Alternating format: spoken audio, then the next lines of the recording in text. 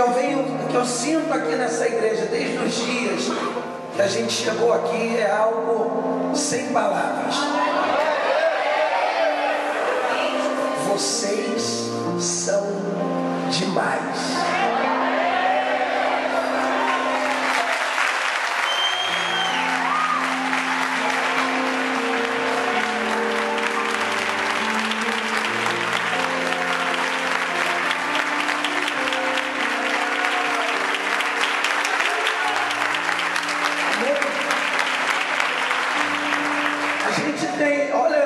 Eu tenho orado, tenho jejuado, sou uma pessoa que subo um monte, gosto de ir para o monte, gosto de fazer propósito. Mas eu falei com Deus aqui no altar agora, eu falei: Deus, eu faço qualquer negócio, desde que o Senhor alegre o meu coração, trazendo vitória para o povo de Santo Amaro. Eu faço qualquer negócio para ver você feliz, para ver você subindo nesse altar e dando testemunho. Mas eu vou dizer uma coisa para vocês: Deus está prestes a fazer algo muito grande na zona sul de São Paulo. Deus está prestes a fazer algo muito grande na tua vida e na tua casa. Eu estava aqui orando e Deus me mostrou você chegando, só que não chegando mais sozinho. Mas eu vi você chegando com o teu filho, com a tua filha. Eu vi você chegando com o teu marido de mãos dadas. Eu vi você chegando com a tua família. Essa igreja vai ficar pequena, porque a tua família vai ocupar os espaços vazios. Eu profetizo isso. Eu profetizo isso. Eu profetizo isso. Vamos ouvir glória a Deus. Tem muito profeta aí que honra a Deus com os lábios. A maior prova disso nós tivemos esses dias. A maior prova disso nós tivemos esses dias. Vou falar. Vou falar porque quem me conhece sabe que eu não tenho papo da língua. E profeta que é profeta não fica de meia volta não. Então eu vou falar, pode gravar e lançar no YouTube, tá? Mas teve um profeta esses dias que falou: eu sou profeta, mas como é que pode ser profeta só na hora de puxar? Aí nós falamos para ele: você é profeta? Sou. Então tá bom, sai da igreja de Santo Amaro e começa um trabalho do zero lá em Guarulhos, como eu e a pastora fizemos isso várias vezes. Porque profeta que é profeta, ele aprende a viver na fartura e na escassez, na campina e no deserto. Eu não acredito num profeta que só quer pregar só para gente boa, mas não quer pregar para aquele que está chegando pela primeira vez, não quer começar do zero. Profeta que é profeta, ele vai para o deserto e no deserto ele transforma em manancial de águas.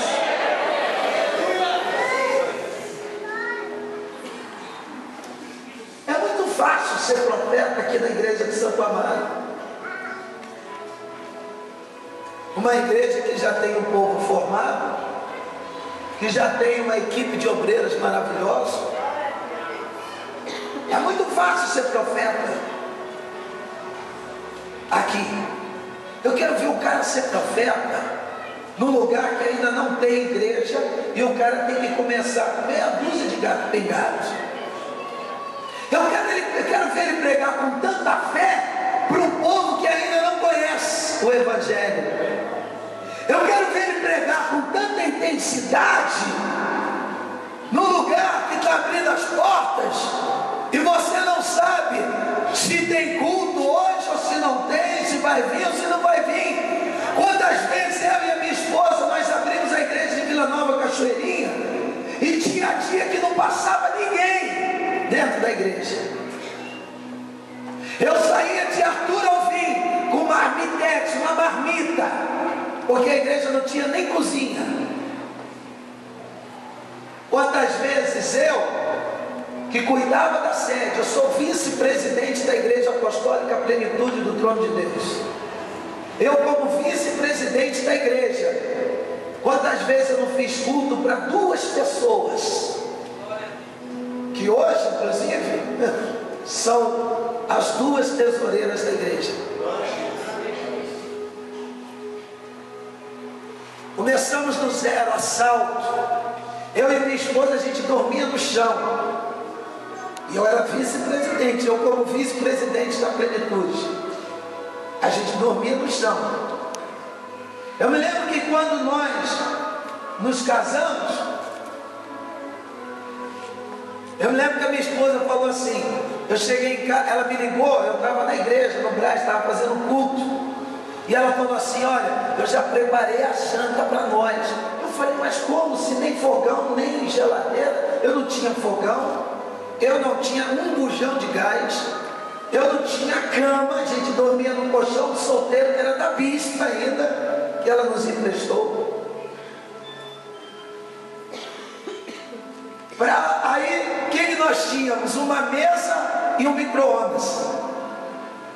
A gente passava a maior parte do tempo na cozinha, conversando. Não tinha nada, não tinha televisão, não tinha nada. Aí a gente ficava conversando.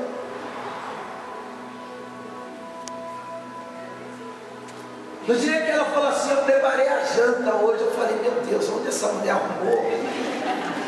E eu cheguei em casa, aí a mesa estava arrumada, toda bonitinha a mesa.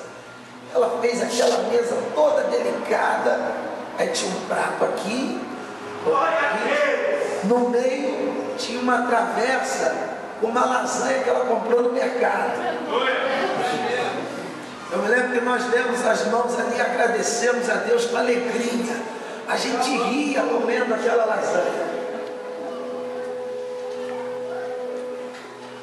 No dia seguinte, eu chegava em casa 2 horas, quase 2 horas da manhã, para 4 horas estar de pé, porque eu tinha que sair de Arthur Alvim para abrir igreja, não tinha auxiliar, não tinha nada. Aí o único micro-ondas que a gente tinha, porque a gente não tinha fogão, aí ela falou, amor, vamos levar para a igreja, que a gente passa mais tempo na igreja do que em casa. Levamos para a igreja. Foram lá, arrombaram a igreja, levaram o micro-ondas. Eu esquentava minha marmita nos vizinhos ali na Avenida Parada Pinto. Mas a gente fazia a obra com alegria, como a gente sempre fez. Às vezes nos julgam, por exemplo, falam, ó o bispo, hoje é bispo, anda com afageiro. Sim, irmão, mas eu comecei do zero. Ninguém sabe o que a gente já roeu, ninguém sabe quantas pedras a gente arrancou. Ontem eu estava falando com o pastor Leno, ele falou assim, bispo, essa igreja de Vila Nova Cachoeirinha é uma bênção. Passou sexta-feira mais de 300 pessoas o dia todo.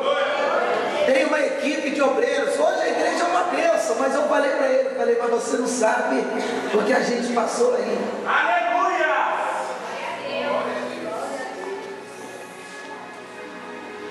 O profeta que é profeta, ele vive com intensidade. Eu nunca falei para Deus, por que o Senhor me tirou da sede, eu como vice-presidente, e me bota para abrir igreja, começar do zero, como foi em Cachoeirinha, Osasco, Rio de Janeiro. Nós somos os que mais mudou de igreja. Eu nunca falei, nunca perguntei para Deus, pelo contrário, quando Deus fala, vai para lá, a gente vai. Olha, começa do zero, quando o negócio vai ficando bom, o apóstolo vem, bispo, pastora Cida, vocês vão lá para o Cafundé do Júlio e a gente vai na maior alegria, amém. Sabe por quê? Porque a gente já viveu, a gente sabe como é que é. Porque o profeta que é profeta, ele vive com intensidade. Mas eu quero ver o cara ser profeta, saindo de uma igreja dessa cheia, e ir para uma cidade como Guarulhos e começar do zero. É aí onde você conhece o profeta de verdade. Tinha um aqui, há poucas semanas atrás, e eu e o apóstolo falamos para ele: olha, o senhor vai lá para Guarulhos e começa o trabalho lá em Guarulhos. Tem muita gente em Guarulhos que precisa da plenitude. E ele não aceitou. Engraçado, né? Eu acho engraçado esses profetas que sobem no altar e quer pregar fé, quer pregar moral, quer pregar caráter, quer pregar uma coisa que não vive. Porque o verdadeiro profeta, ele vive com intensidade. Ele está pronto para tudo. Está pronto para tudo. Por isso que Deus tem, por isso que quando eu cheguei aqui, eu chorei muito hoje pela manhã, no começo do culto, porque eu olhei para a igreja e falei: essa igreja é uma igreja forte, é uma igreja abençoada, porque o povo da Zona Sul, eu sei porque eu fui criado na Zona Sul, e se tem um povo forte, um povo valente, um povo guerreiro, é esse povo que está aqui diante dos meus olhos. Sabe por quê? Porque enfrentar o que se enfrenta na Zona Sul, enfrentar o que se enfrenta dentro de casa, e ainda levantar a mão para o céu e cantar com alegria, isso é só para profeta de verdade. Por isso que Deus não vai deixar passar nesse altar profeta de meia tigela. Aqui não! Aqui não! Aqui não! E teve gente aqui que orou e falou: Deus, manda-nos um profeta. Eu sei que teve, porque a oração chegou lá no coração do apóstolo. De madrugada ele se levantou e Deus falou para ele: para na hora de tirar aquele que se diz profeta e não é, e põe um profeta de verdade, porque aquele povo merece um profeta de verdade.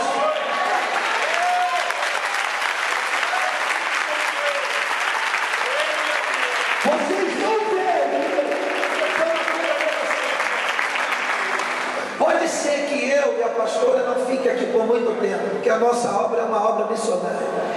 O nosso trabalho é missionário. A gente vem, passa, fortalece a igreja, edifica, e depois Deus nos manda, sabe lá para onde, né, filho? Vai saber se lá no final do mês, o ano que vem, eu esteja na África, começando do zero. E eu vou para onde Deus me mandar.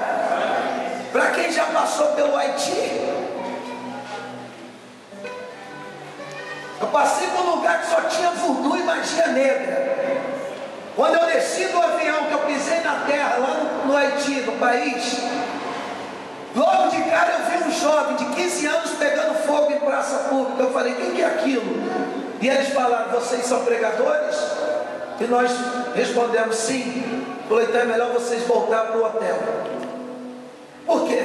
Porque aquele jovem ali acabou de ser queimado porque estava pregando estava com a Bíblia na mão, foi pego com a Bíblia na mão, e aqui é proibido. Não sabia nem falar o português quando me disseram: vai para os Estados Unidos. Eu falei: meu Jesus, onde fica isso?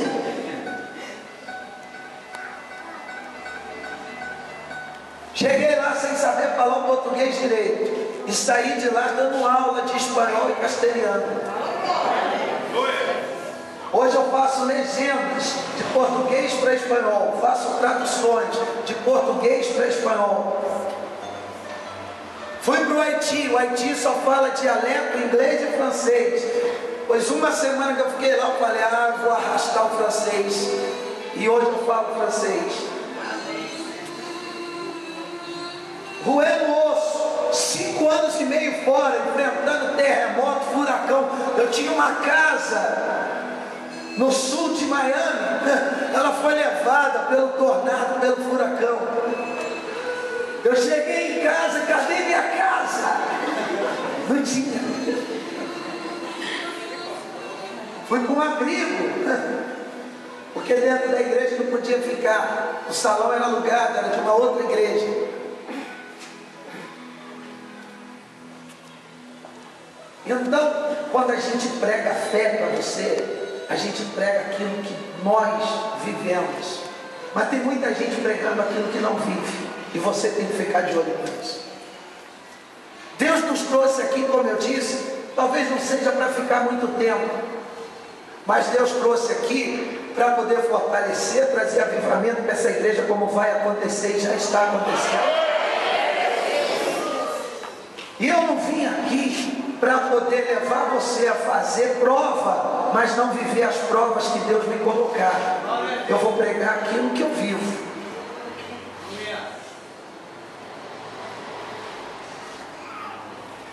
Mas uma coisa eu vou dizer para vocês. Eu fiz um voto com Deus aqui nesse altar. Depois que eu sair daqui, nesse altar não vai ficar profeta de meia tigela. Porque se alguém subir aqui e tiver só pensando em arrancar o seu dinheiro e não abençoar a sua vida, Deus vai punir ele. Porque você não merece. Se você tem lutado, tem perseverado, o mínimo que tem que acontecer na tua vida é mudança. E o homem de Deus, o profeta que é profeta, a palavra dele não pode cair no chão, tem que acontecer. E vocês têm que denunciar. Ó, está acontecendo isso, isso, isso, isso. O povo de Santo Amaro tem liberdade para falar. Para denunciar, porque quem de cima, quem oferta, quem faz sacrifício, quem faz voto, quem sustenta isso daqui é vocês.